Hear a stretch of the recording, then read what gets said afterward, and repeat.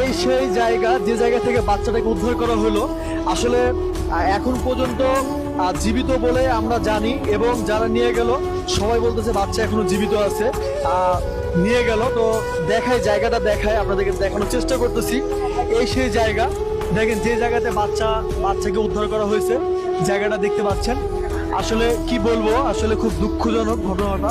তারপরে যে বাচ্চাটাকে জীবিতভাবে উদ্ধার করা হয়েছে, আলহামদুলিল্লাহ আমি খুবই খুশি। দেখেন কি ভয়ানক জায়গা, এই সেই জায়গা যে জায়গা থেকে আসলে খনন করে বাচ্চাটাকে উদ্ধার করতে প্রায় 32 ঘন্টা সময় লাগলো।